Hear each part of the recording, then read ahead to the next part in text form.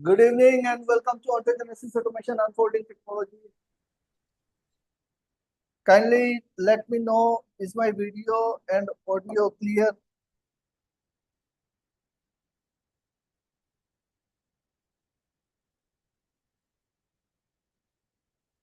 क्या screen clear है?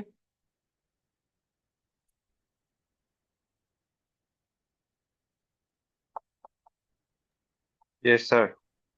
Thank you.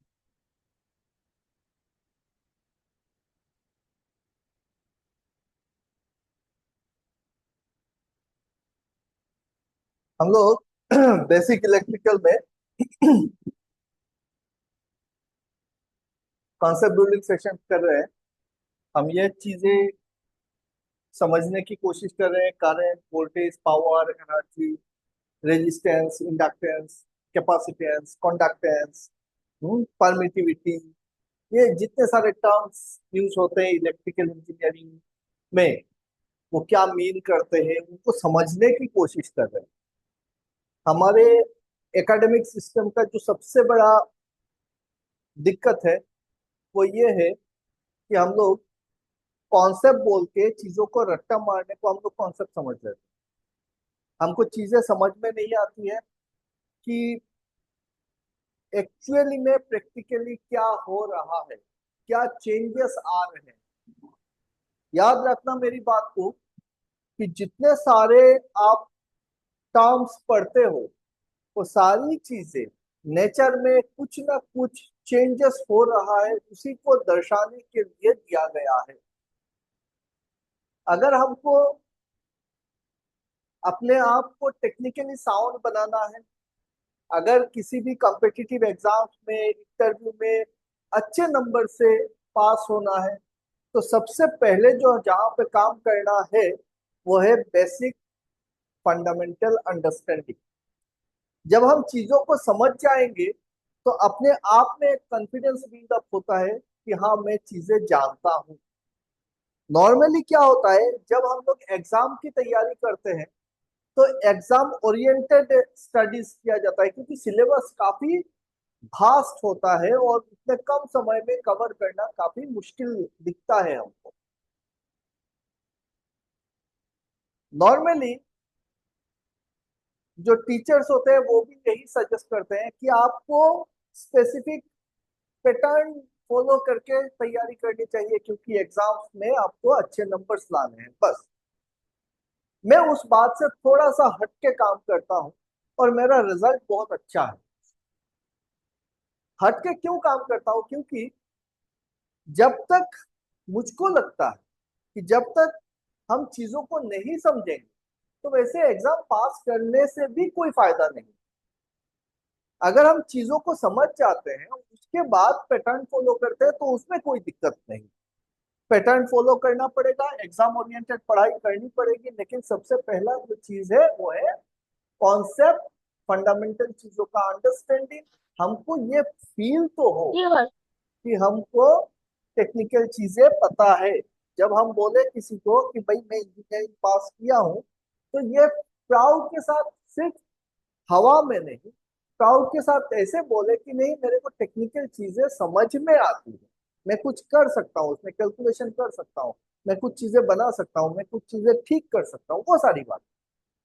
तो अगर ऐसा है तो मेरे साथ बने रहो। कॉन्सेप्ट क्लियर कराना मेरी जिम्मेदारी है, एग्जाम्स में रिजल्ट लाना भी मेरी जिम्मेदारी है, तो सारी चीजें होगी। अभी क्योंकि हमारे सामने कोई एक ऐसा बहुत बड़ा एग्जाम्स नहीं है तो हमारे पास समय है। जब समय है तो बहुत अच्छे से धीरे धीरे करके चीजों को समझते हुए चलते हैं। जितना टाइम आप पढ़ते हो उसका डबल टाइम वही चीज को सोचने में दे। कि आज अगर कोई एक टॉपिक हमने पढ़ा है तो उस टॉपिक को सिर्फ फॉर्मूला नहीं, वो टॉपिक कहाँ कहाँ पे, वो चीज कहाँ कहाँ पे हमको दिख रहा है नेचर पे, उस चीज पे थोड़ा सा ध्यान देना और सोचना बैठ के। सोचने में कोई पैसा नहीं लगता है। सोचना बैठ के कि एग्जैक्टली हो क्या रहा। देखा, बहुत मजा आएगा, बहुत आसानी से चीजें समझ भी जाओगे और याद भी रहे। सिर्फ ट्रिक फॉलो करना, एमसीक्यूज फॉलो करना, या फिर आपका क्या कहते हैं इसको, फॉर्मूला याद रख लेना, उसमें मेहनत एक्स्ट्रा बहुत ज्यादा लगता है, क्योंकि हमको जबरदस्ती चीजों को मेमोराइज करना पड़ता है। चीजों को मेमोराइज करना ही पड़ेगा, नहीं तो एग्जाम में रिजल्ट नहीं आएगा। लेकिन उसका तरीका दूसरा हो सकता है कि अंडरस्टैंडिंग करें और इजीली उस चीज को एब्जॉर्ब करें। तो उसी के साथ शुरू करता हूं आज का लेक्चर। तो बेसिक इलेक्ट्रिकल में हमने अभी तक करंट समझ लिया है कि करंट क्या होता है ना। किसी को कोई दिक्कत नहीं होनी चाहिए अभी करंट में। मैं हमेशा एक एक क्लास में काफी सारी चीजें रिपीट करता रहता हूँ। उसके पीछे का भी एक लॉजिक है। जितना बार आप रिपीट करोगे उतना बेटर अंडरस्टैंडिंग होगा और उतने अच्छे से आपको चीजें समझ में आएगी, याद भी रह जाएगा। आपको आप खुद से बहुत ज्यादा मेहनत नहीं करना पड़ेगा, आप सिर्फ प्रैक्टिस करो। तो करंट हम लोगों को अभी पता है कि करंट क्या होता है, कि फ्लो ऑफ चार्ज पार्टिकल्स होते हैं। और इसके ऊपर हमने बहुत बार डिस्कस कर लिया। हमको अभी पता है कि करंट का यूनिट जो है वो एम्पियर होता है। एंड 1 एम्पियर करंट जब मैं बोलता हूँ तो अभी हमको पूरा अच्छे से पता है कि क्या होता है, कि एक कोलम चार्ज किसी भी क्रॉस सेक्शनल एरिया को 1 सेकंड में पार कर रहा होगा, तभी हम बोलते हैं इसको 1 एम्पियर करंट, 1 कोलम पर सेकंड। हम लोगों को अभी वोल्टेज या पोटेंशियल डिफरेंस भी बहुत अच्छे से पता है।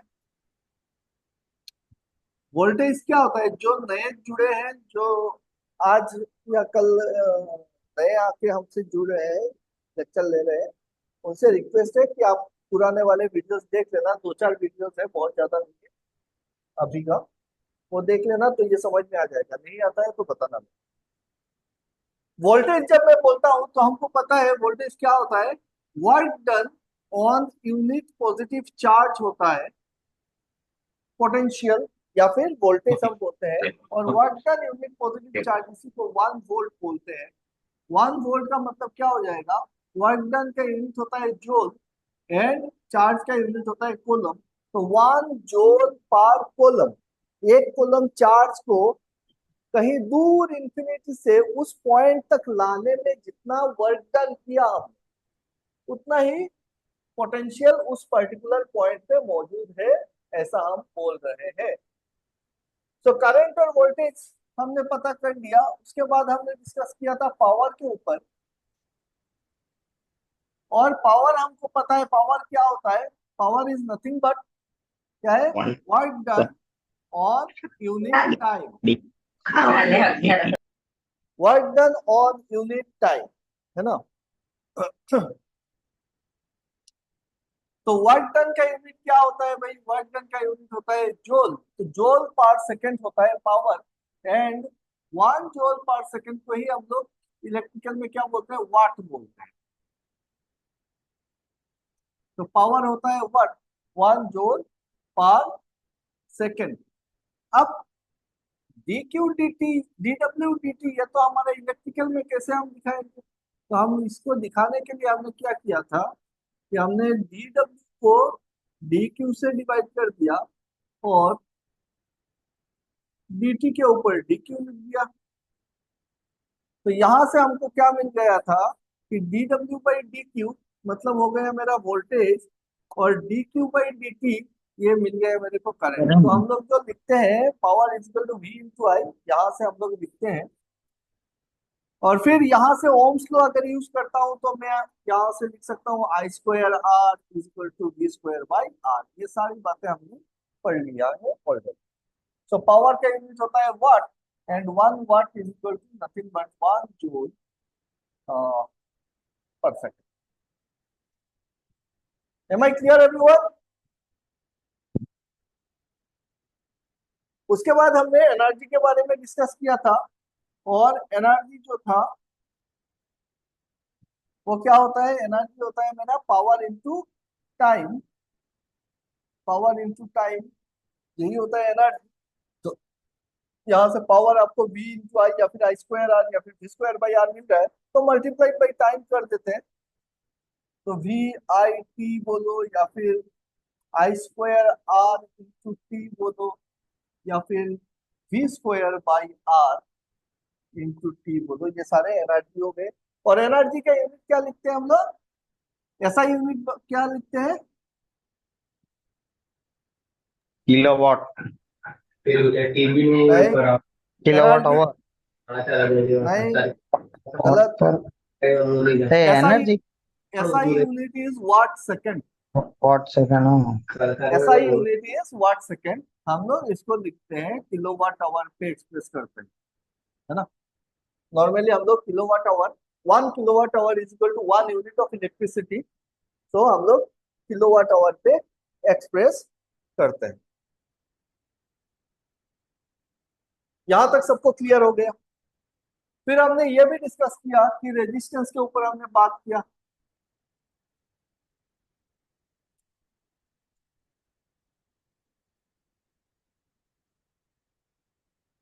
रेजिस्टेंस के ऊपर बात किया। रेजिस्टेंस क्या होता है? Resistance is the oppose the internal flow. Property of any material. किसी भी मटेरियल का एक खुद का अपना एक प्रॉपर्टी होता है जो क्या करता है, इलेक्ट्रिकल फ्लो को, करंट चार्ज के फ्लो को बाधा देता है, उसको हम लोग रेजिस्टेंस बोलते हैं।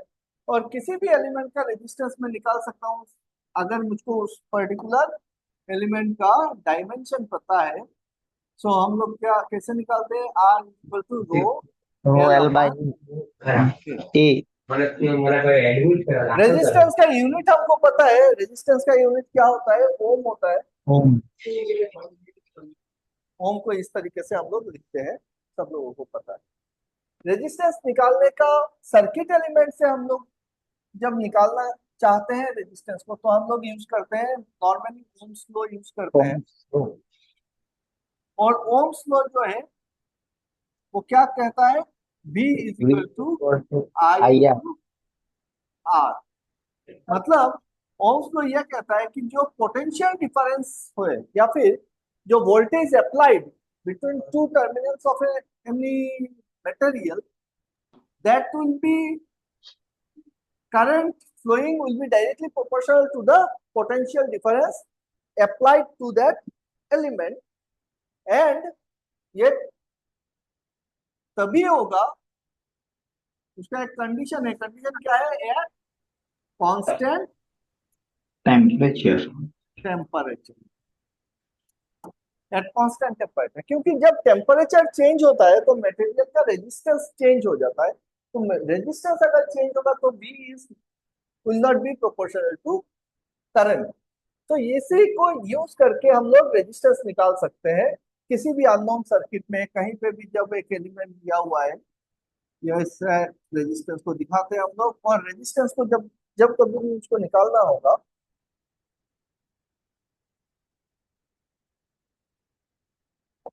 जब कभी भी मुझको रेजिस्टेंस निकालना होगा, तो मेरे को दो चीजें चाहिए यहाँ पे। एक,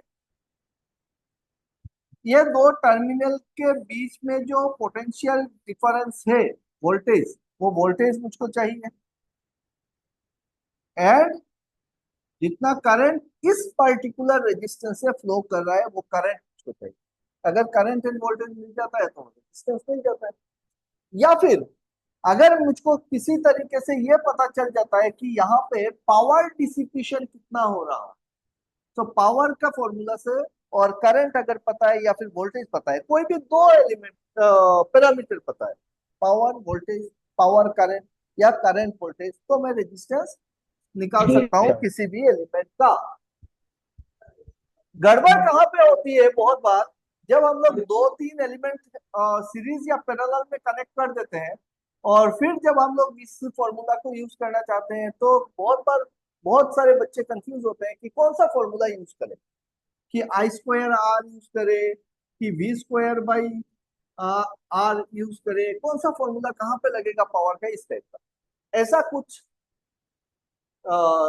रूल नहीं है कि आपको ये यूज करना है, ये नहीं करना है।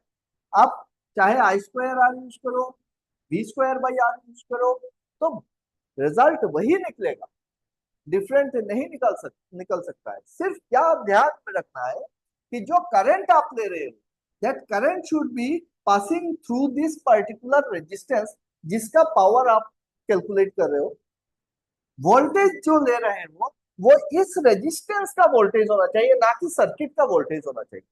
नॉर्मली क्या कहाँ पे गलती हो जाती है कि हम सर्किट का जो वोल्टेज है उसी को अप्लाई कर देते हैं और फिर हमारा रिजल्ट डिफरेंट डिफरेंट आने लगता है। वो सब हम लोग प्रैक्टिस और करेंगे तो समझ में आ जाए। तो यहाँ तक सब लोगों को बहुत अच्छे से क्लियर हो चुका है, I hope.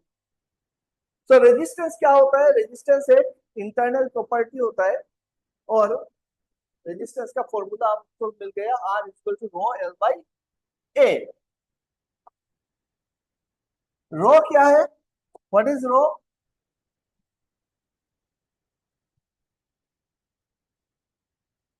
Anyone? Rho is resistivity. Rho is called resistivity, है ना? Rho is called resistivity. Resistivity क्या है? Anyone?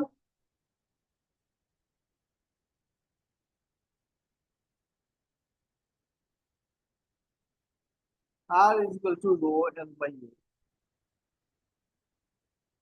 Rho is equal to कितना होगा? जब आता हूँ तो मान लो तो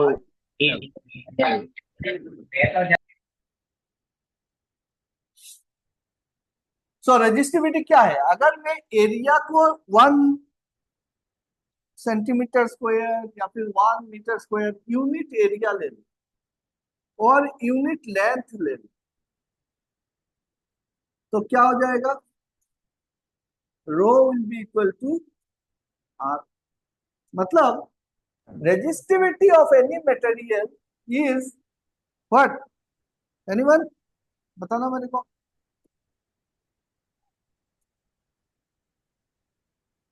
Resistivity of any material is the resistance of unit volume of that particular material, है ना?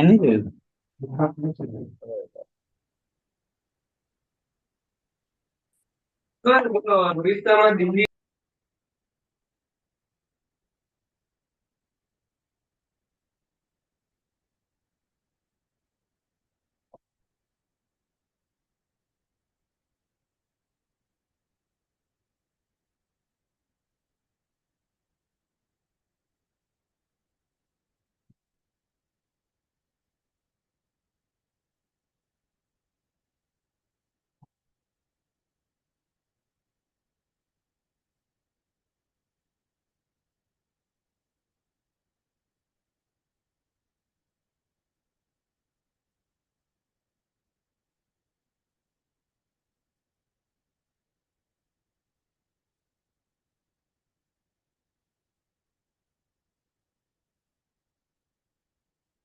इससे लिख लेता हूँ। रो क्या है? रो इज रेजिस्टिविटी, और रेजिस्टिविटी हम लोग कैसे डिफाइन कर सकते हैं? R A upon L. L unit volume का अगर मैं कोई एक मटेरियल लेता हूं जहां पे लेंथ 1 मीटर या फिर लेंथ 1 सेंटीमीटर इस टाइप का है और वो 1 मीटर का length and area of cross section भी क्या है? 1 मीटर स्क्वायर। अगर मैं लेंथ 1 सेंटीमीटर ले रहा हूं तो फिर एरिया ऑफ क्रॉस सेक्शन क्या होगा? 1 सेंटीमीटर स्क्वायर होगा। इसका मतलब ये क्या बन गया? 1 मीटर क्यूब का एक वॉल्यूम बन गया। तो 1 मीटर क्यूब वॉल्यूम का जो रेजिस्टेंस होगा वही मेरा रेजिस्टिविटी है कि नहीं? तुरंत बता जब लेंथ एंड एरिया यूनिट है तो resistivity is equal to your resistance. अभी ये देख लेते हैं कि ये रेजिस्टेंस एंड रेजिस्टिविटी इन दोनों में अंतर क्या है। नॉर्मली तो हमको सेम दिख रहा है, रेजिस्टेंस और रेजिस्टिविटी सेम दिख रहा है कि मटेरियल का, है ना? तो हम ये निकालते हैं कि रेजिस्टेंस क्या क्या चीजों के ऊपर डिपेंड करता है एंड रेजिस्टिविटी क्या क्या चीजों के ऊपर डिपेंड करता है?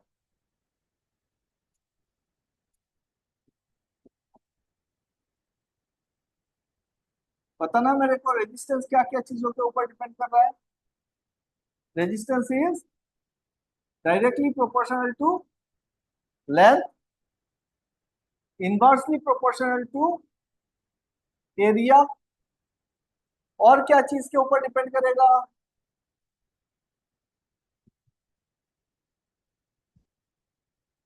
Anyone? Nature of the material पे डिपेंड करेगा।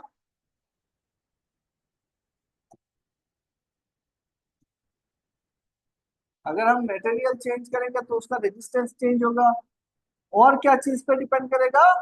टेम्परेचर पे डिपेंड करेगा।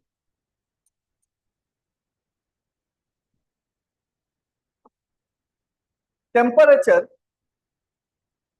के साथ रेजिस्टेंस चेंज होता है कि नहीं? अगर मैं रेजिस्टिविटी की बात करूं,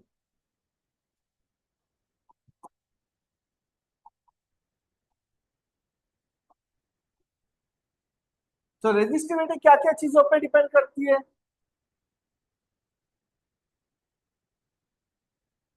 रेजिस्टिविटी लेंथ पे डिपेंड करेगा, बताओ एनीवन?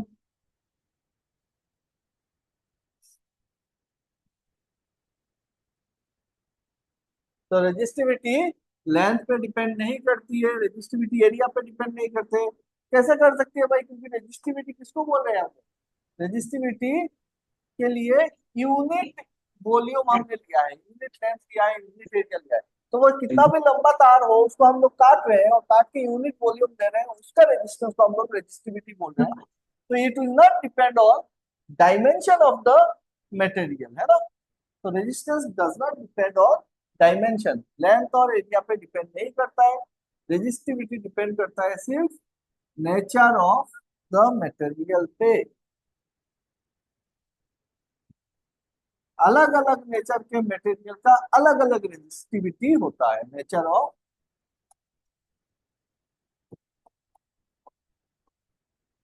मटेरियल पे। और क्या चीज पे डिपेंड करेगा? टेम्परेचर पे।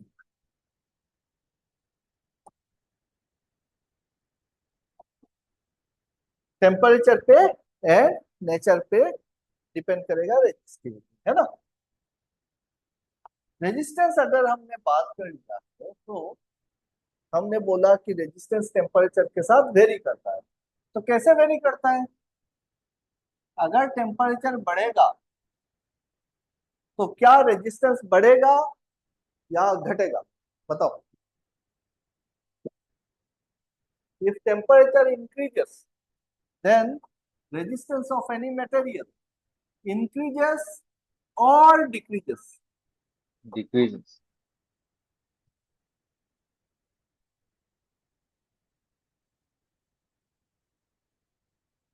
युगल, शिवांगो, ऋतुराज, बताओ। Decreases. टेम्परेचर बढ़ने से रेजिस्टेंस डिक्रीज करेगा। Anyone else? इंक्रीज होगा। इंक्रीज होगा। अच्छा, इंक्रीज सर, इंक्रीज। पार्शियली सब करेक्ट, पार्शियली सब गलत। हम लोग सिर्फ ऐसे ही नहीं बोल सकते कि टेम्परेचर बढ़ने से रेजिस्टेंस बढ़ेगा या घटेगा। हमको ये देखना होगा कि कौन से टाइप का मटेरियल है। मटेरियल अलग होगा तो रेजिस्टेंस का, टेम्परेचर का इम्पैक्ट अलग होगा। जैसे कि अगर कंडक्टर है, मेटेलिक कंडक्टर है,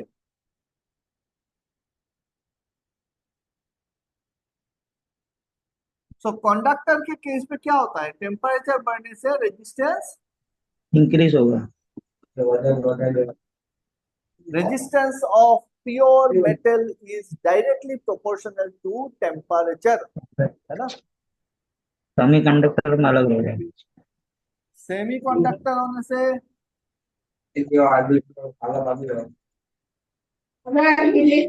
टेम्परेचर बढ़ने से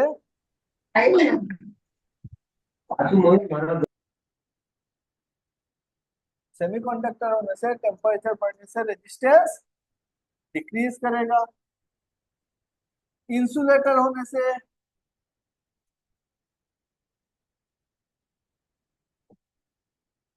टेम्परेचर बढ़ने से रेजिस्टेंस डिक्रीज करेगा, है ना।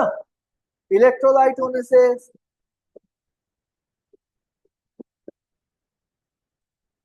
तो अगर हम लोग देखते हैं कि भाई टेम्परेचर के साथ जो रेजिस्टेंस वेरी करता है वो डिफरेंट मटेरियल पे डिफरेंट वेरी करता है। ऐसा क्यों होता है? ऐसा इसलिए होता है कि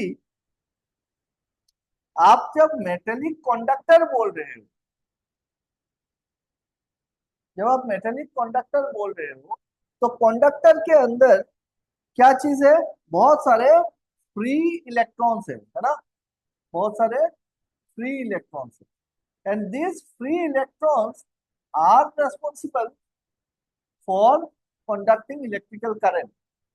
जब हम लोग इसमें कोई पोटेंशियल डिफरेंस अप्लाई करते हैं दोनों साइड में, जब आप वोल्टेज अप्लाई करते हो तो ये इलेक्ट्रॉन एक पर्टिकुलर डायरेक्शन पे फ्लो करना चाहता है, और हर एक इलेक्ट्रॉन जब फ्लो कर रहा है तो एक दूसरे का इलेक्ट्रिक फील्ड क्या करता है? रिपेल करता है ना, तो एक दूसरे से टकरा रहा है। दूसरा चीज है, जब ये फ्री इलेक्ट्रॉन निकल के आया तो ये कहां से आया? वो अपने अंदर का जो मेटल है, एटम है, उसी एटम से निकल के आया होगा। तो ये जो पेरेंट एटम है ये तो मूव नहीं कर रहा है, वो सॉलिड बना हुआ है। तो जब एटम से निकल गया तो एटम क्या बन गया? पॉजिटिव आयन बन गया। तो इमोबाइल पॉजिटिव आयन ये हर एक इलेक्ट्रॉन को अपने तरफ खींचने की कोशिश करेगी, और जो निगेटिव उसका इलेक्ट्रॉन है वो रिपेल करने का कोशिश करेगा। इसी के वजह से ये रेजिस्टेंस पैदा होता है। ये जो रेजिस्टेंस आता है क्यों दिखता है हमको? Due to this phenomena. अब जब हम टेम्परेचर बढ़ा रहे हैं तो जैसे जैसे टेम्परेचर बढ़ेगा इन एटम्स का और इलेक्ट्रॉन्स का एनर्जी बढ़ेगा। एनर्जी बढ़ेगा तो ये विगोरसली मूव करेंगे, जितना ज्यादा विगोरसली मूव करेंगे उसका कोलिशन ज्यादा होगा, ज्यादा कोलिशन होगा तो रेजिस्टेंस ज्यादा होगा। Am I clear everyone? Semiconductor insulator के केस में क्या होता है कि फ्री इलेक्ट्रॉन्स को जब एब्सोल्यूट जीरो में, सेमीकंडक्टर कैसा चीज है? Semiconductor both conductor and insulator दोनों बिहेवियर दिखाता है। At absolute zero temperature semiconductor behaves as insulator. At room temperature, at room temperature, semiconductor behaves as conductor। तो क्या होता है? सेमीकंडक्टर में पहले से इलेक्ट्रॉन नहीं है ना। जैसे जैसे टेम्परेचर बढ़ेगा तो वो क्या करेगा? इलेक्ट्रॉन को एनर्जी मिलेगा, वो वैलेंस बैंड से निकल के कंडक्शन बैंड में चला जाएगा और इलेक्ट्रिक करंट फ्लो कराना शुरू करेगा। मतलब उसका रेजिस्टेंस क्या हो गया? डिक्रीज हो गया। टेम्परेचर कम है तो इंसुलेटर है, ज्यादा है कंडक्टर है। और ये जो इलेक्ट्रॉन निकलता है सेमीकंडक्टर में, इसको किस टाइप के इलेक्ट्रॉन पेयर बोलेंगे? Thermally generated electron hole pair create होता है बोलते हैं, है ना। इंसुलेटर के केस में भी सेम है, फ्री इलेक्ट्रॉन तो है नहीं, करंट पास करने नहीं दे रहा है, लेकिन जैसे जैसे ये गर्म होगा, टेम्परेचर बढ़ेगा तो एक टाइम पे वैलेंस ब्रेकडाउन होगा और बहुत सारे इलेक्ट्रॉन निकल के आएंगे तो उसका रेजिस्टेंस डिक्रीज हो जाएगा। Am I clear everyone?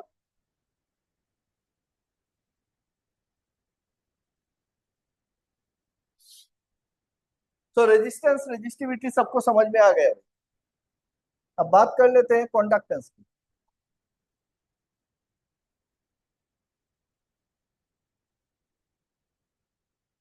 Conductance क्या चीज है?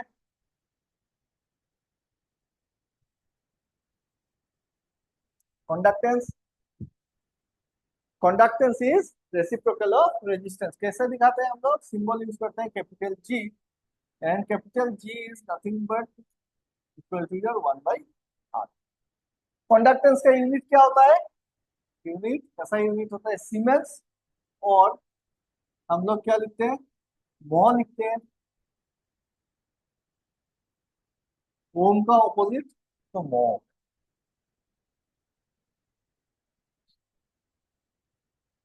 फॉर्मूला से रेजिस्टेंस का ऑपोजिट है तो 1/R इंटू A/L। और ये जो 1/ρ है, 1/ρ को क्या बोलेंगे हम लोग, कंडक्टिविटी। सिग्मा से डिनोट किया जाता है A/L। So G is equal to, G is equal to sigma A/L। ये होता है हमारा कंडक्टेंस। This is conductance. तो सिग्मा क्या हो गया, कंडक्टिविटी।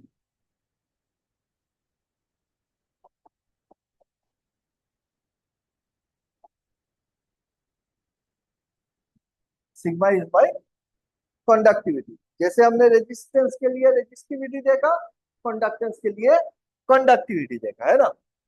तो कंडक्टेंस क्या क्या चीजों पे डिपेंड कर रहा है, कंडक्टेंस डायमेंशन पे डिपेंड कर रहा है, एरिया पे डिपेंड कर रहा है, लेंथ पे डिपेंड कर रहा है। Similarly, similar to resistance, conductance temperature पे डिपेंड करेगा, कंडक्टेंस तुम्हारा नेचर ऑफ द मटेरियल पे डिपेंड करेगा। कंडक्टिविटी क्या है, रेसिप्रोकल ऑफ रेजिस्टिविटी है। रेसिप्रोकल ऑफ रेजिस्टिविटी मतलब कंडक्टिविटी क्या चीज पे डिपेंड करेगा, कंडक्टिविटी डिपेंड करेगा only on temperature and nature of the material. Conductivity of any material does not depend on the dimension of the material. Am I clear?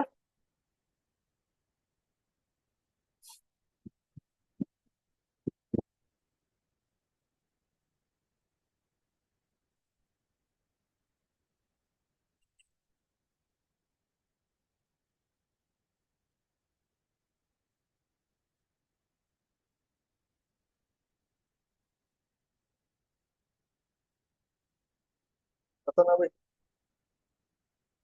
I hope किसी को कोई doubt नहीं है यहाँ तक। अब देखो, हमने रेजिस्टेंस और टेम्परेचर की बात की है, तो हमने बताया कि टेम्परेचर अगर बढ़ता है तो रेजिस्टेंस ऑफ द कंडक्टर बढ़ता है, टेम्परेचर अगर बढ़ता है तो रेजिस्टेंस ऑफ इंसुलेटर डिक्रीज होता है। लेकिन ऐसे भी मटेरियल है जो टेम्परेचर बढ़ने से या घटने से उनके रेजिस्टेंस पे कोई इफेक्ट नहीं पड़ता है। ऐसे मटेरियल को क्या बोला जाता है बताना, किस टाइप का मटेरियल बोलते हैं हम लोग। Such materials are called zero temperature coefficient material.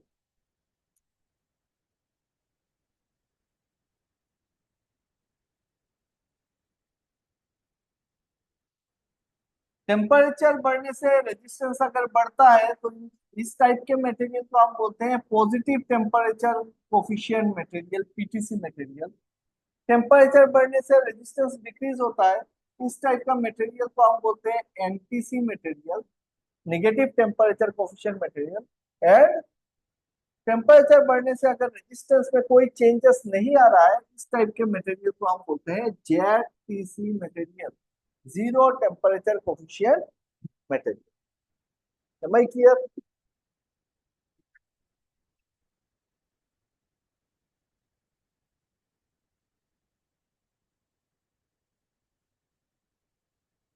तो अभी बताना मैंने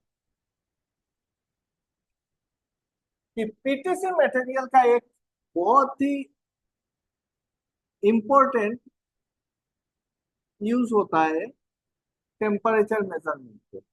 कोई मेरे को उस टाइप का टेम्परेचर एलिमेंट का नाम बताए जो पीटीसी मटेरियल से हम लोग बनाते हैं।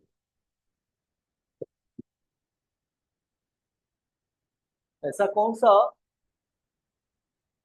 एलिमेंट हम बनाते हैं जिसमें ये प्रॉपर्टी यूज करते हैं कि resistance is directly proportional to temperature? Anyone?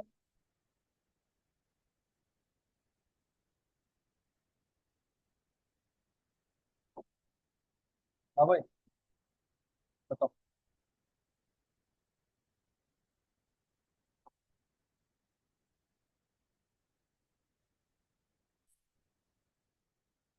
PTC use करके क्या बनाते हैं? मैं आप लोगों को कुछ हिंट ये दे देता हूँ, थर्मोकपल,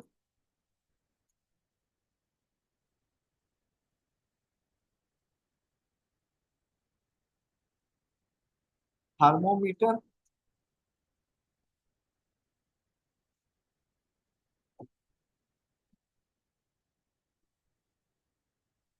थर्मोपाइल, आरटीडी। बताओ कौन सा होगा?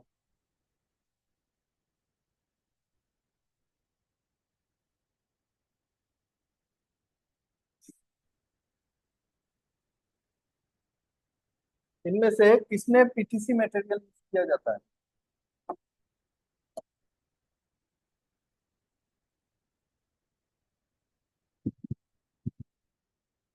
जयश्री, शिवांगो।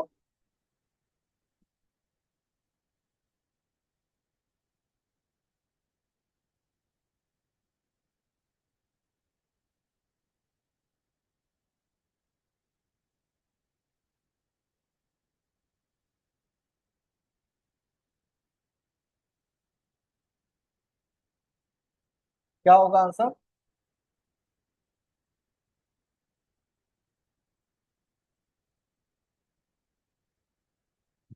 अंकन।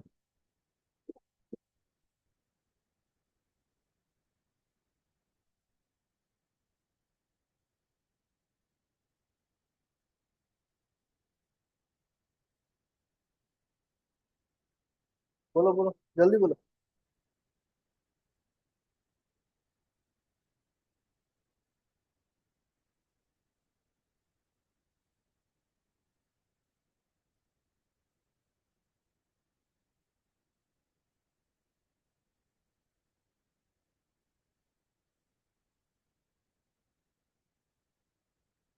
तो पीटीसी मटेरियल यूज होता है किसमें? आरटीडी में। आरटीडी क्या है? रेजिस्टेंस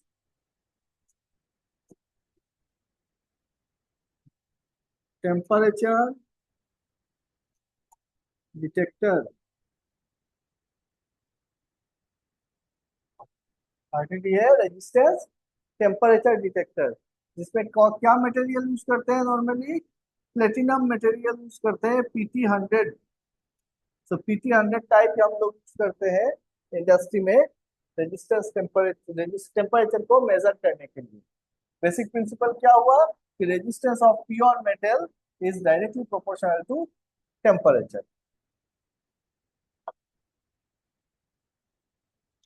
पकड़ लो आपको।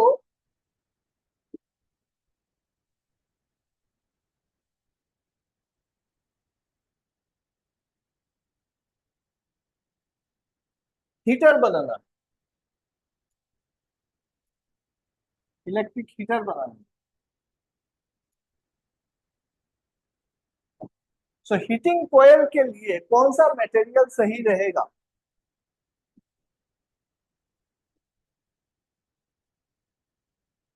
कौन सा मटेरियल सही रहेगा?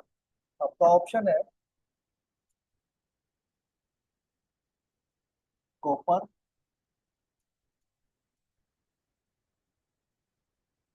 आयरन,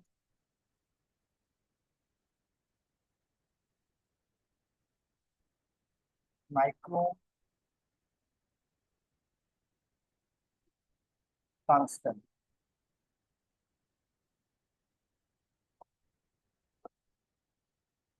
बताओ। इलेक्ट्रॉन।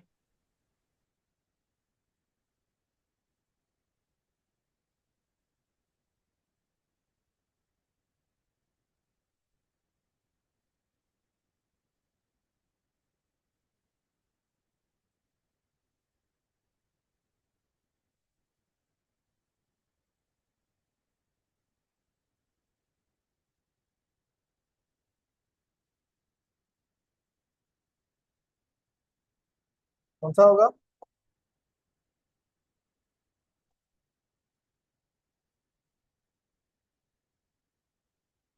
हीटिंग कोयल के लिए हम लोग कौन सा मटेरियल यूज करते हैं? We use nichrome.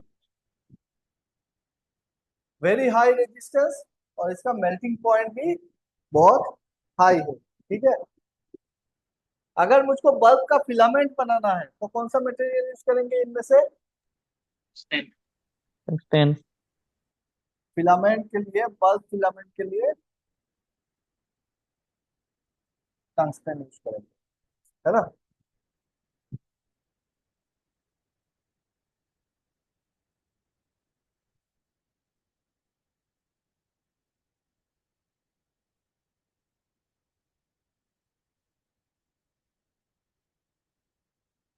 One HP,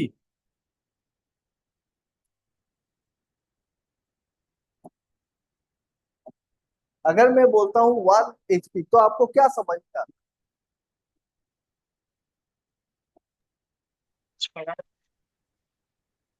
power, horse power. One HP is equal to कितना वाट होता है?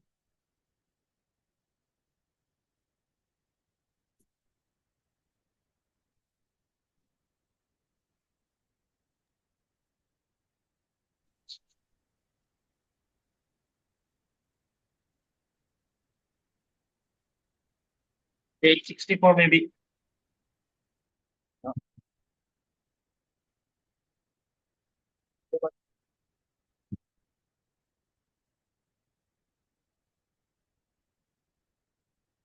चलो आपको ऑप्शन दे देता हूँ। 735.5 वाट,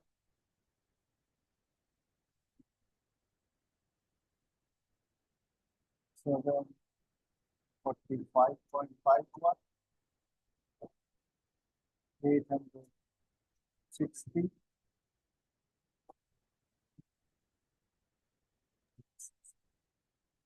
बताना। 745। 745 वाट। अगर मैं बोलूं one H P is equal to 735.5 watt तो क्या गलत हो जाएगा?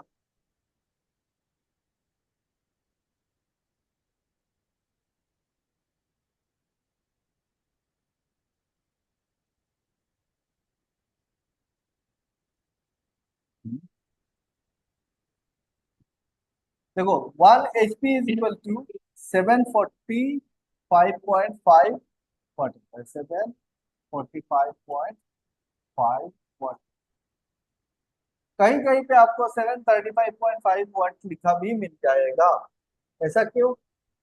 क्योंकि one mechanical HP, mechanical HP is equal to 735.5 watt and one electrical HP is equal to 745.5 watt.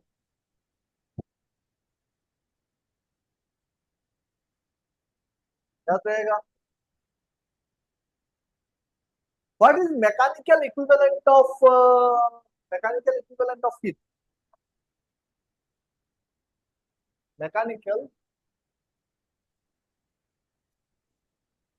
equivalent of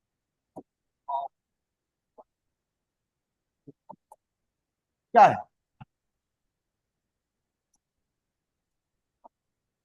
जे से डिनोट होता है वन जे इक्वल टू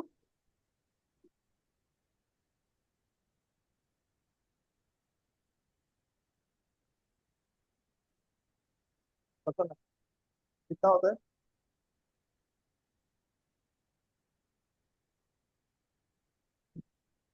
देखो हमारा एनर्जी, हम हमको पता है कि जब रेजिस्टेंस है और इसमें से आई करंट फ्लो करता है, आर रेजिस्टेंस है तो इसमें आई स्क्वायर आर का लॉस होता है। और वो जो लॉस होता है ये किस फॉर्म में जाता है? हीट बन के जाता है ना। सो टोटल हीट कितना प्रोड्यूस होगा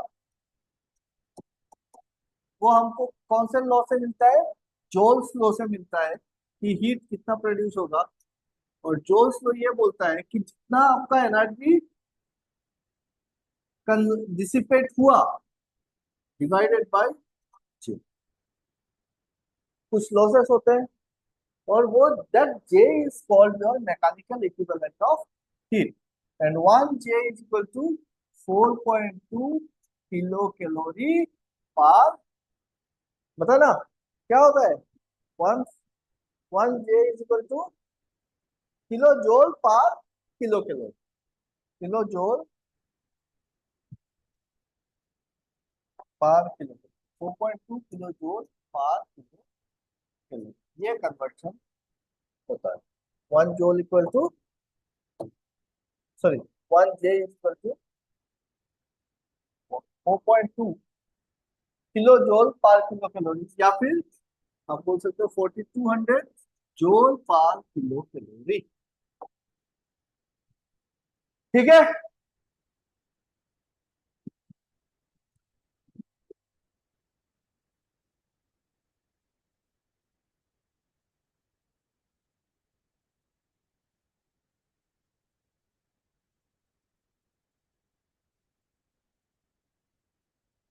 तो आज हमने काफी सारी चीजें रिवाइज कर लिया।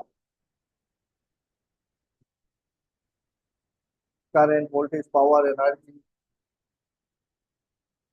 उसके बाद रेजिस्टेंस, रेजिस्टिविटी, रेजिस्टिविटी और रेजिस्टेंस क्या क्या चीजों के ऊपर डिपेंड करता है, टेम्परेचर के साथ कैसे वेरी कर रहा है, कंडक्टेंस क्या होता है, कंडक्टिविटी क्या होता है, जेडपीसी, पीटीसी, एनपीसी मटेरियल क्या होते हैं, डिफरेंट मटेरियल यूज करते हैं, नाइक्रोम कहाँ पे यूज कर रहे हैं, टंगस्टन कहाँ पे यूज कर रहे हैं, और हीट कन्वर्शन किस तरीके से हो रहा है रेजिस्टेंस के साथ, है ना।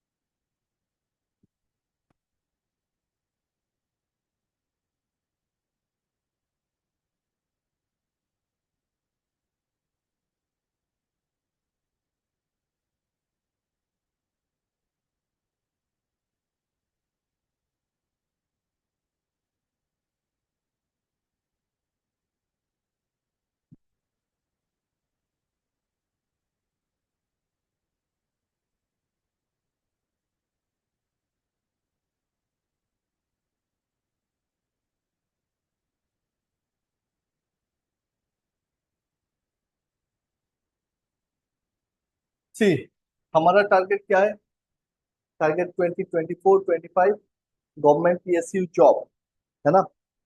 चाहे वो स्टेट गवर्नमेंट हो, सेंट्रल गवर्नमेंट हो, आपका एपीडीसीएल, एजीसीएल, नेपको, एनटीपीसी, कोई भी एग्जाम, अगर गवर्नमेंट पीएसयू एग्जाम्स है तो हमको तैयार होना चाहिए उस एग्जाम्स में अच्छा रिजल्ट लाने के लिए, क्रैक करने के लिए।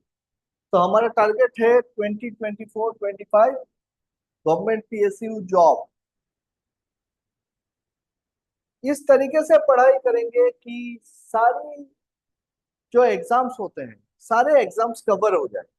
ऐसा नहीं कि सिर्फ रट्टा मारते रहे, एमसीक्यूज लेके बैठ जाए और हमने 5000 एमसीक्यू सॉल्व कर लिए, उसमें से कॉमन गिर जाएगा और मैं निकल के आ जाऊंगा। तो उस धंधे पे मत रहो, वैसा काम मत करो। We are ontogenesis automation unfolding technology. और अगर आप देखोगे तो आज के डेट पे जितना भी पीएसयूज है और प्राइवेट इंडस्ट्रीज है, हर एक जगह पे ऑन्टोजेनेसिस ऑटोमेशन का कोई ना कोई एक ट्रेनी या फिर स्टूडेंट आपको मिल ही जाएगा।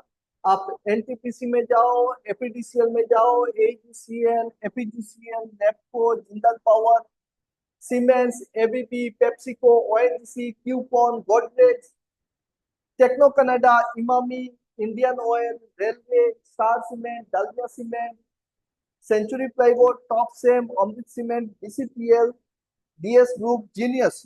तो हर एक इंडस्ट्री पे, चाहे वो गवर्नमेंट सेक्टर है या पीएसयू है, हर जगह पे आपको ऑन्टोजेनेसिस का एलुमनी मिलेगा। आप लोगों का सीनियर कोई ना कोई वहां पे काम कर रहा होगा जो ऑन्टोजेनेसिस ऑटोमेशन से निकला हुआ है। सिर्फ इंडिया पे नहीं, अगर आप ग्लोबल मार्केट पे जाते हो तो नाइजीरिया से ओडिमू, सईद अली कतार से, मनोहर यूएसए से, जिलान बाशा दुबई से, रिजवान बांग्लादेश, इमरान पाकिस्तान से। तो डिफरेंट कंट्रीज में भी हमारे ट्रेनिंग्स मिलेंगे, आपके ऑन्टोजेनेसिस के एलुमनी मिल जाएंगे। हम लोग गवर्नमेंट पीएसयू कोचिंग की जब बात करते हैं तो हम सारे के सारे एग्जाम्स कवर करते हैं। और 2023 जो 23-24 का बैच था, उस बैच में से 70+ स्टूडेंट ने गवर्नमेंट पीएसयू एग्जाम्स क्लियर किया है। ये जितने चेहरे आप देख रहे हो, ये सारे चेहरे आज के डेट पे कहीं ना कहीं पे जूनियर मैनेजर, जूनियर इंजीनियर या फिर असिस्टेंट मैनेजर, असिस्टेंट इंजीनियर बन के बैठा हुआ है। Our students are our true brand ambassador. ये सारे जो देख रहे हैं, विशन हंसे, रिन्मया बरगुहाई, राजेशन रोंगी, माधवी बोरो, सिद्धार्थ दास एनटीपीसी में, समीक्षा बरुआ, पराग छेतिया, नंदेश्वर सैकिया, रानू मुंसा, जनरंजन देवनाथ, दीपशिका, ध्रुवज्योति बेजबरुआ, अलकेश, प्रत्युष, धृतिमान गगोई, विद्युत दास, अभिनंदन कैप्री, प्रिंसी सैकिया, ये सारे लास्ट एक ही बैच के स्टूडेंट है। प्रियंका डेका, पार्थ प्रतिम बोरा, अपर्णा कोलिता, राजर्षि नाथ, ये सारे 2023 बैच के स्टूडेंट हैं जिन्होंने लास्ट ईयर एपीटीसीएल, एईसीएल, नेपको, एपीटीसीएल हर एक एग्जाम में, और ऐसा नहीं है कि कोई एक पर्टिकुलर एग्जाम क्लियर किया है।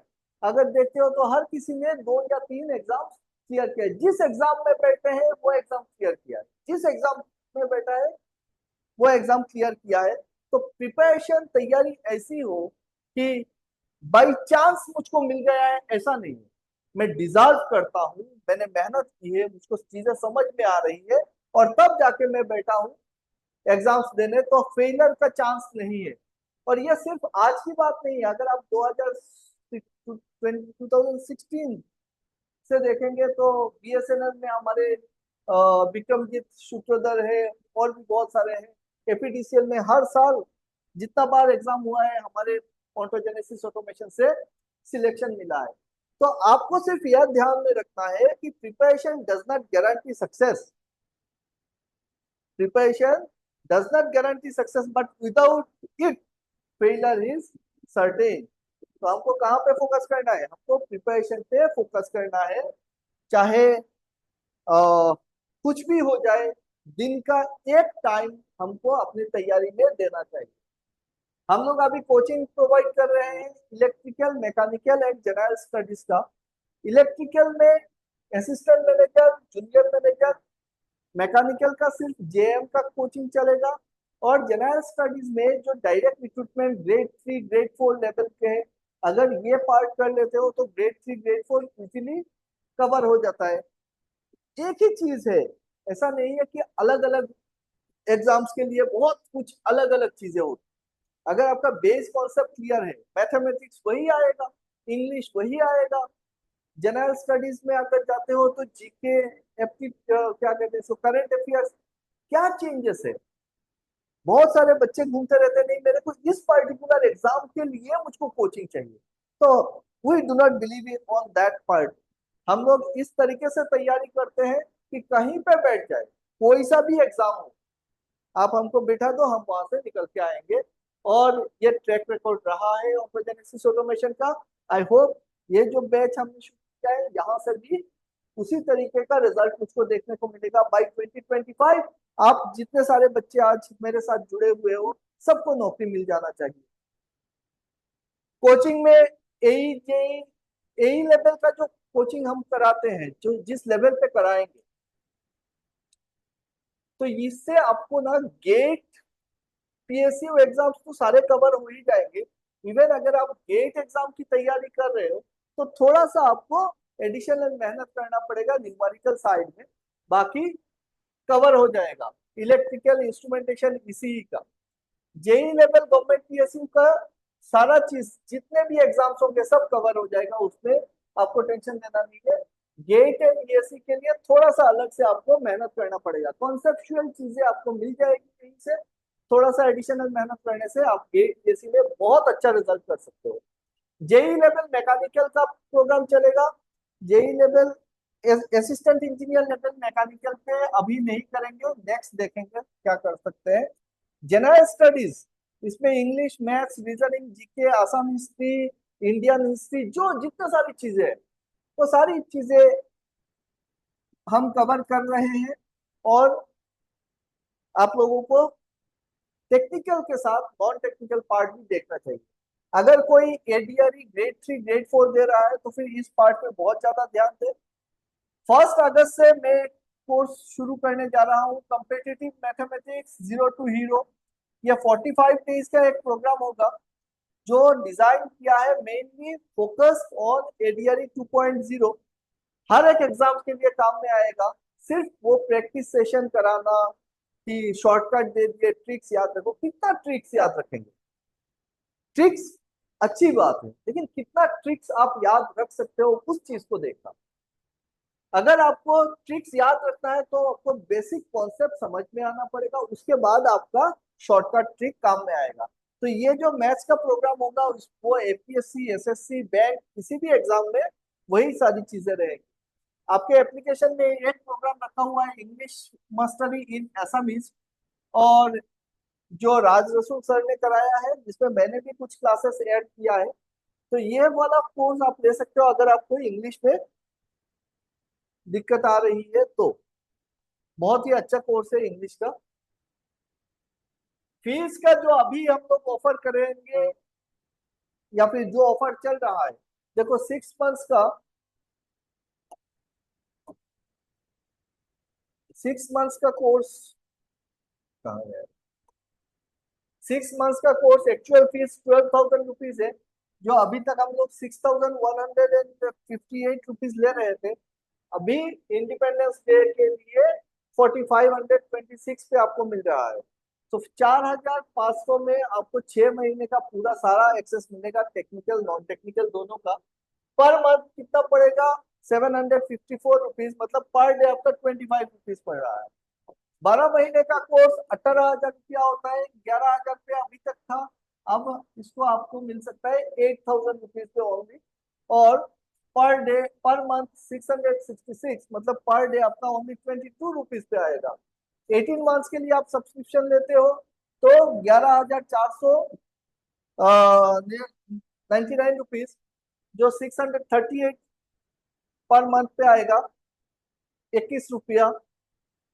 604 रुपया आपका आएगा, 20 रुपया पर डे के हिसाब से, अगर आप 2 साल के लिए सब्सक्रिप्शन लेते हैं। ये टेक्निकल कोर्स के लिए है। अगर आप सिर्फ इंग्लिश कोर्स देखना चाहते हैं, इंग्लिश स्पेसिफिकली इंग्लिश मास्टरी वाला प्रोग्राम लेना चाहते हैं, तो ये शुरू होता है आपका 299, 399, 499। 3 महीने के लिए, 6 महीने के लिए, या फिर 1 साल के लिए आपको मिलेगा। मैथ्स का जो कोर्स मैंने बताया 1 अगस्त से शुरू होगा, वो कोर्स भी आपका 299, 399 एंड 499 रुपीज होगा, 3 मंथ, 6 मंथ्स एंड 12 मंथ्स के लिए। जो जीएस बंडल है, जिसमें आपका हिस्ट्री, जियोग्राफी, सारा चीज ऐड रहेगा, that course you can get it right now at the rate only 799 for 6 months and 999 for 1 year. तो अगर आप ग्रेड 3 ग्रेड 4 के प्रिपरेशन पे हो तो मैं प्रेफर करूंगा कि आप लोग जीएस बंडल वाला कोर्स ले लो। तो इसमें ये इंग्लिश एंड मैथ्स दोनों इंक्लूडेड रहेंगे, आपको अलग से पैसा देने का जरूरत नहीं है। तो फीस एकदम से जितना कम हो सकता है, जितना कम हो सकता है उतना फीस कम कर दिए हैं। अगर सही में आप तैयारी करना चाहते हो तो Autogenesis automation is the best platform. Track record देखो, मेरे साथ चलोगे तो फेलर का नाम और निशान नहीं मिलेगा। फेलर नहीं हो सकते हैं, सिर्फ आपको समय देना है। अभी नहीं करेंगे तो कभी नहीं करेंगे।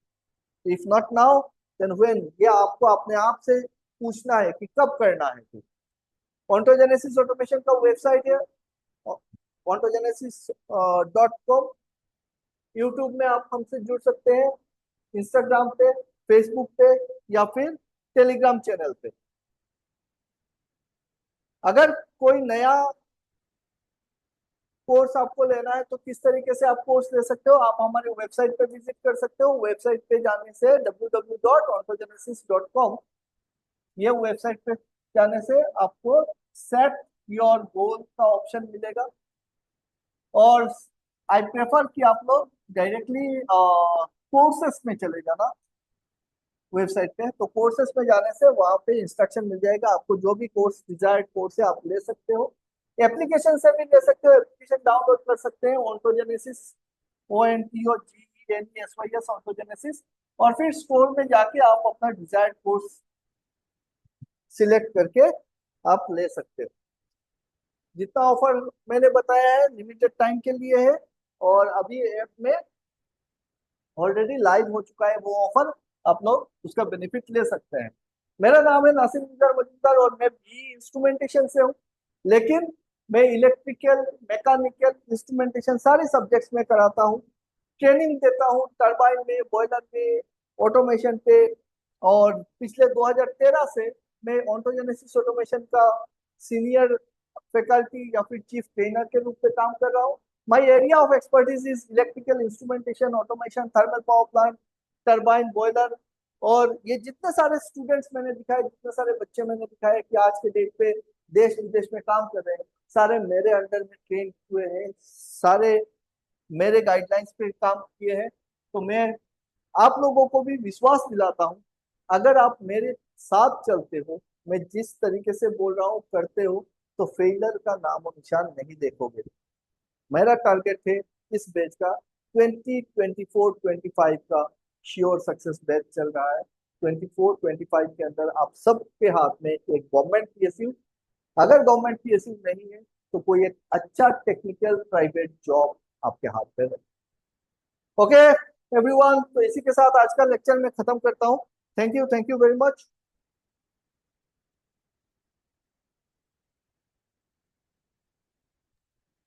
Sir good night. Good night everyone. जोश के साथ तैयारी करना है। Bye bye.